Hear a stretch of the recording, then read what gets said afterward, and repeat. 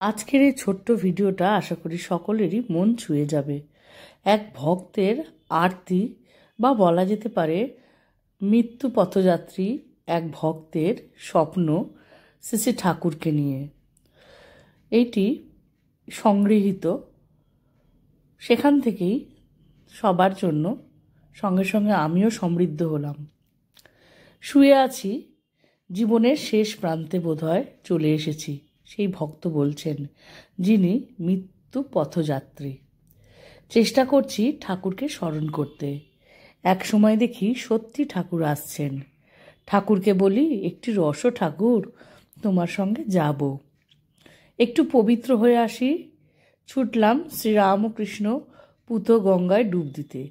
স্বচ্ছ জল বয়ে চলেছে, প্রত্যেক ঢেউয়ে শ্রীরামকৃষ্ণ যেন অপূর্ব নৃত্য করছেন। ভোরের সূর্যের কোমল ছটায় চারিদিক যেন শ্রীরামকৃষ্ণময়। জয় ঠাকুর বলে ডুব দিলাম। আমার মাথা থেকে গোটা গায়ে শ্রীরামকৃষ্ণ জলবিন্দু গড়িয়ে পড়তে থাকলো। প্রত্যেক জলবিন্দুতে শ্রীরামকৃষ্ণ। ভাবতে লাগলাম, এরকম আনন্দ তো আগে কোনোদিন পাইনি। আনন্দে ভাসতে ভাসতে ফিরে ঠাকুরকে গিয়ে বললাম, আর একটু রসো, তোমাকে শেষবারের মতো একবার পুজো করে আসি। বাগানে ফুল তুলতে গিয়ে দেখি, উমা, এত থোকা থোকা শ্রীরামকৃষ্ণ ফুল। মনে মনে বললাম, ঠাকুর, আজ তোমারই ফুল, তোমারই পুজো করব। ফুল দিয়ে সাজিয়ে আরতি করার সময় প্রদীপের আলোয় দেখি ঠাকুরের সেই সুন্দর চোখ দুটো জল জল করছে। শুনেছি আরতির সময় প্রদীপের আলোয় ভগবানের চোখ দেখলে নাকি আর জন্ম হয় না। শেষ নৈবেদ্য নিবেদন করে তারই একটু প্রসাদ গ্রহণ করে বিছানার কাছে আসতেই অবাক হয়ে গেলাম। দেখি বিছানায় মা বসে আছেন। আনন্দে মার কোলে মাথা দিয়ে শুয়ে পড়ে দু হাতে মাকে জড়িয়ে ধরলাম। মাকে বললাম, জীবনে সব হয়তো ঠিক কাজ করিনি, তুমি ক্ষমা করে দিও।